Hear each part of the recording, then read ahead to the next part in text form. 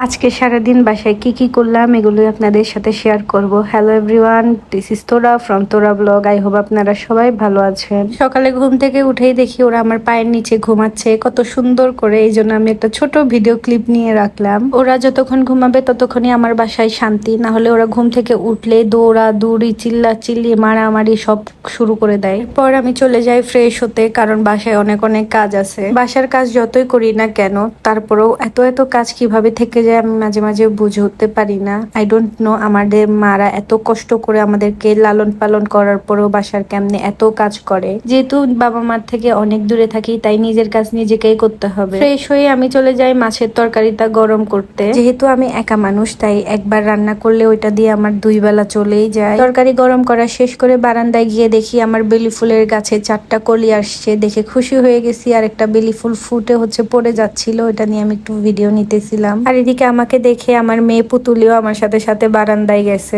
যদিও আমি ওদেরকে বারান্দায় যেতে দিই না, কারণ আমার পাশের বিল্ডিং এ কাজ চলতেছে। বারান্দাটা ম্যাক্সিমাম টাইমে ময়লা হয়ে থাকে। আর এই যে এখানে এতগুলো কাপড় দেখতেছেন, এগুলো সবগুলোই ধোয়া। আমার ভুয়া ধুয়ে রেখে গেছে, আর এগুলো এখন আমি ভাঁজ করব। আর এদিকে আমার ভুয়া বারান্দা ঘর সবকিছুই মুছে দিবে এখন। উনি ঘর মুছতে মুছতে আমার সব কাপড়গুলো ভাঁজ করা হয়ে গেছে। এন্ড আমি খেতেও বসে যাই, কারণ আমার কেন জানি অনেক ক্ষুধা লেগে গেছিল। কিছুক্ষণ কাজ করে আমার অবস্থা খারাপ হয়ে যায়। এরপর আমি ফ্রেশ হয়ে চলে যাই ন্যাপ নিতে। তো লম্বা একটা ঘুম দিয়ে ঘুম থেকে উঠেই দেখি এই 3টা বান্দর এই কোণার মধ্যে দুষ্টামি করতেছে। ওদেরকে দেখতে অনেক বেশি কিউট লাগতেছে, তাই না? এরপরে আমি রেডি শেডি হয়ে বাইরে যাব ভাবতেছি, একটু হাঁটাহাঁটি করব। আর কিছু প্রয়োজনীয় জিনিস কিনতে হবে, এগুলোও কিনে নিয়ে আসবো। বিশেষ করে আমার বিড়ালের জন্য খাবার আর লিটার। দিন শেষে আমি নিজে খাবো কি খাবো না এটার কোনো ঠিক ঠিকানা নাই, কিন্তু ওদেরকে আমার টাইম মতো খাবার দিতেই হবে। আর ওদেরকে যদি আমি টাইম মতো খাবার দিতে না পারি মনের ভিতরে কেন জানি খুঁতখুত করে। তো এটা শুধু একমাত্র যারা বিড়াল বা কুকুর পালে ওরাই বুঝবে আমার এই ফিলিংসটা।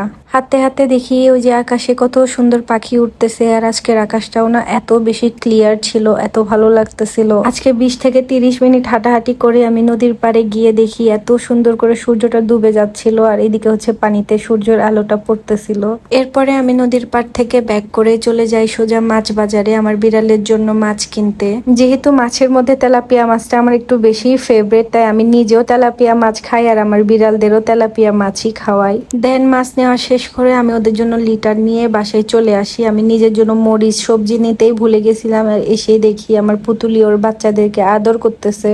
আসলে মা তো মাই হয়, মারা আসলে নিজের সন্তানদেরকে অনেক বেশি ভালোবাসে। এরপরে আমি চলে যাই মাছটা সিদ্ধ বসাতে। আমি আমার বিড়ালদেরকে সবসময় মুরগি খাওয়াই, কিন্তু মাঝে মাঝে মাছ খাওয়ানোরও চেষ্টা করি, কারণ আমার কাছে মনে হয় এক জিনিস বারবার খেলে ওই খাবারের প্রতি বিরক্তি হয়ে যাবে। মাছ সিদ্ধ করা শেষ করে ওদেরকে খাবার দিয়েই আমি শাওয়ার নিতে চলে যাই। আর এসে দেখেন আমার ফেসটা কি পরিমাণ গ্লো করতেছে। বাসার সব কাজ শেষ করে দিকে আমি আমার ফেভারিট আইসক্রিম খেতে বসছি।